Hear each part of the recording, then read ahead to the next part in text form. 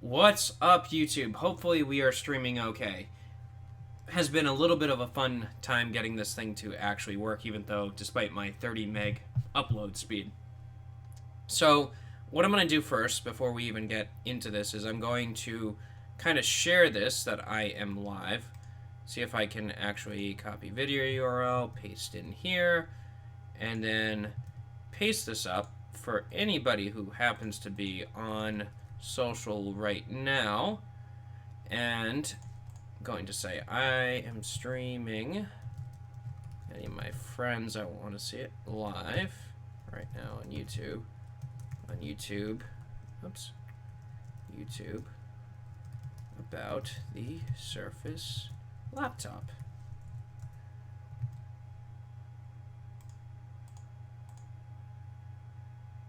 Okay, maybe nope, that's good.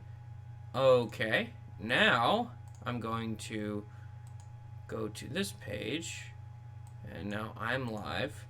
Now I will also share this on my other page. See, it's a sharing, because sharing is caring. That's what we need to do as I look in the other direction. Let's see here. Share on a page you manage. Okay, there we go. Okay. Anyways, let's talk about how the new Surface Book will hold up. And really, I think they're calling it the Surface Laptop.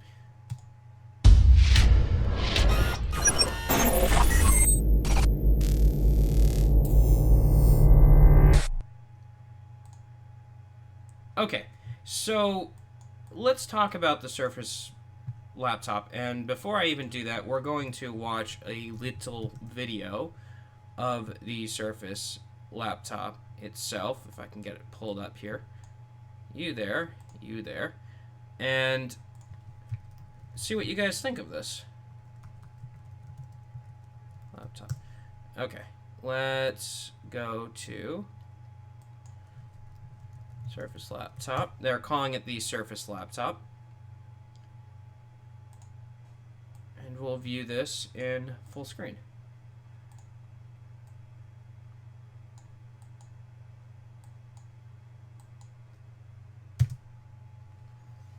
So I'm not going to play the audio because I'm not getting copyright strike against me, nor am I sharing the revenue with Microsoft because I'm promoting their product anyways. So, as you can see, it's running the 7th generation i7 processors, which they're okay. They're more power consuming. They consume less power, and decent keyboard. Obviously backlit.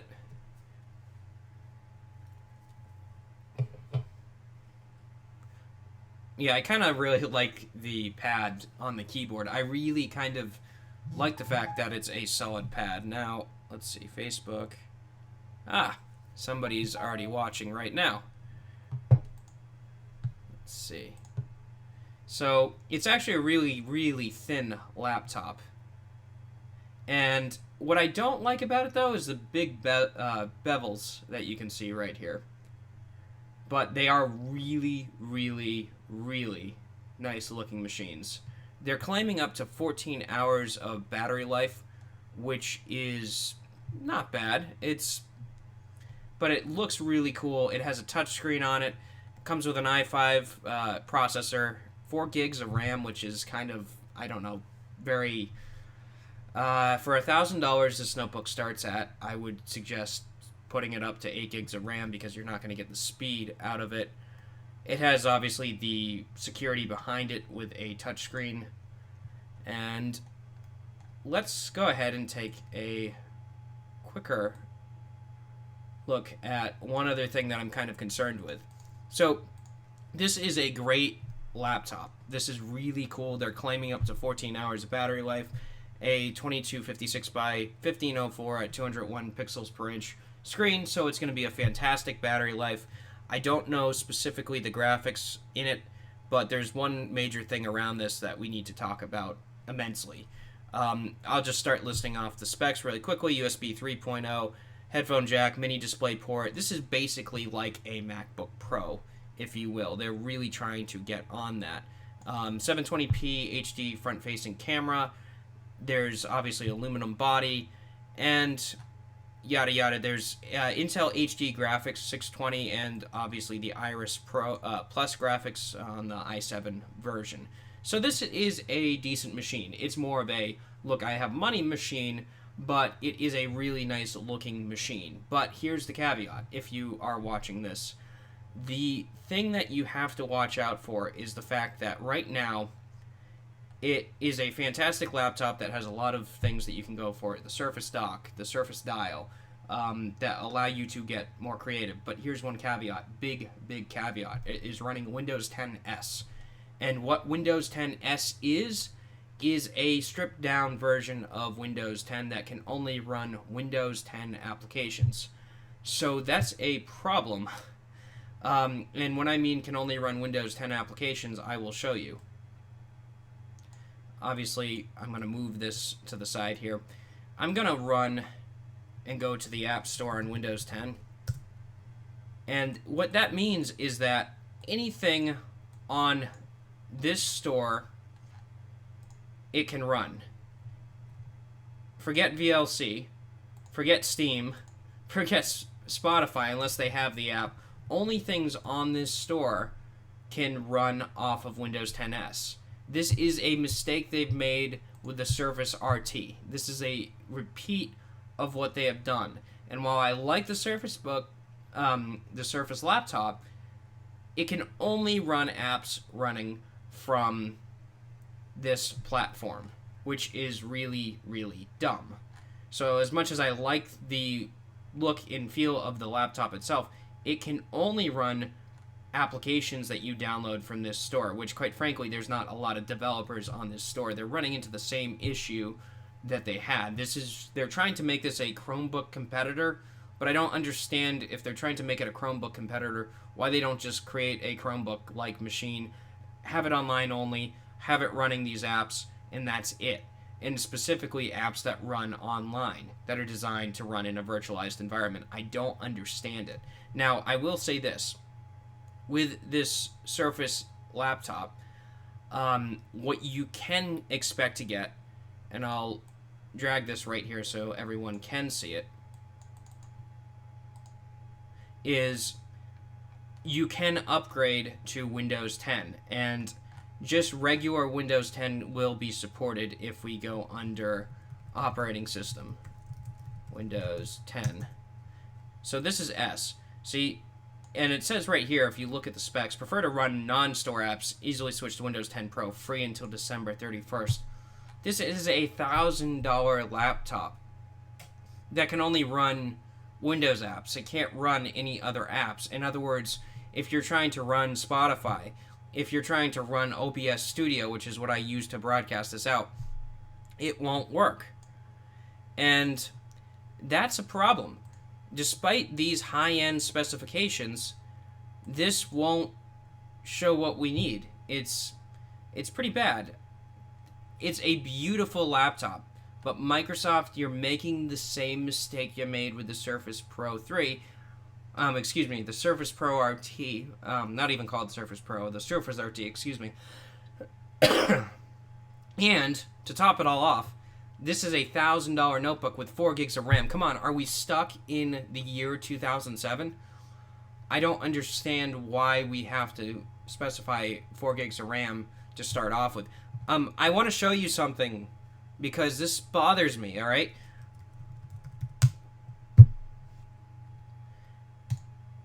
You're competing with the MacBook Pro for $999.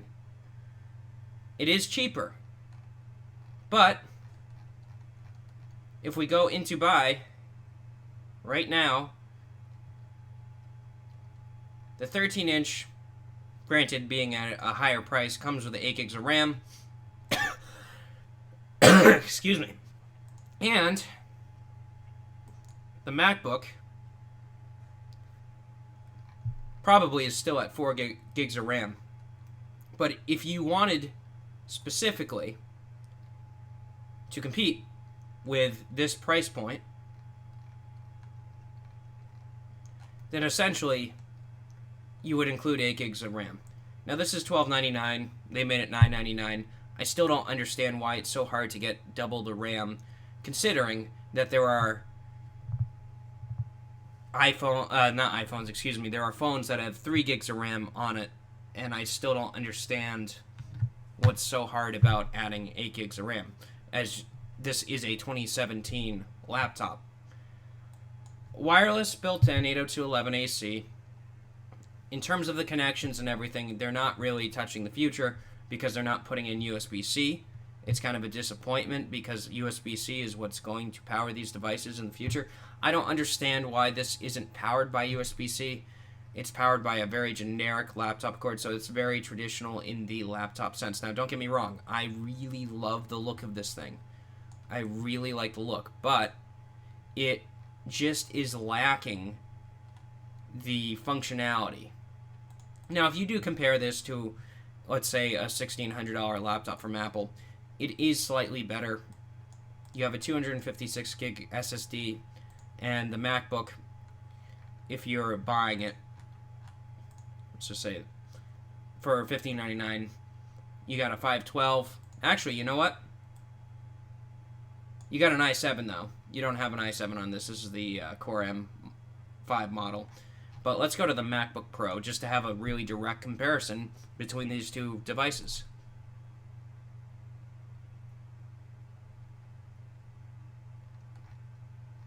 And again, Apple's claiming a very decent battery life with this as well, but if we go into the buy, we can see this more specifics on our specs. So, if we go into like the i5 here for $79.99, so you only have 256 gigs, as well as this is only 256 gigs as well. So it's kind of comparable if you really look at the specs, although this one's running an i7. But this is not a quad-core i7, this is a dual-core. So anyways, long story short, the thing that scares me about this product is that I think it will do very well. I think it will confuse the hell out of people, because people will buy it and wonder, what the hell is this Windows 10s? Like they did with the Surface RT, with Windows 8 RT. Why are we repeating the same mistakes that we did before? With such a beautiful laptop, too. I really like the look of this. I think that they could have one-upped Apple on this, and unfortunately, I think in some ways they've fallen short, especially the operating system, which I just don't understand why this is on this product. The Google Chromebook, the Pixel, is the closest thing that they're trying to emulate with this, but why? This is not what people are thinking when they get this product. So my request is that I look forward to seeing version 2 of this laptop. Version 1 is really, really, really not heading for the future for some of the stuff that they have on this. I just don't understand it. So nice try, Microsoft. I really do like the look of the machine, and I really think it looks cool, but in terms of the connections that they have on it, it's great. They have a USB 3 jack, one USB 3 jack. It would have been nice to see USB-C. Would have been nice to see more than one USB-C port. Considering USB-C, I hate to say it, is one of the future connections. I don't get it. So, I will be personally waiting, if I ever decide to get something like this, for version 2. Although I have to say, nice try. It looks amazing. Keep doing it. Keep trying. It's nice to see that Microsoft is now a competitor in the laptop field. Alright, thank you guys for watching this. If you liked this video, give it a thumbs up. If you disliked it, give it a thumbs down. But I think this will hold up very well. I just think that they need to work on this, and I look forward to the next iteration of the product, because this first iteration needs, and unfortunately is leaving me to want something else out of this. Alright, thank you very much, and stay tuned for more videos.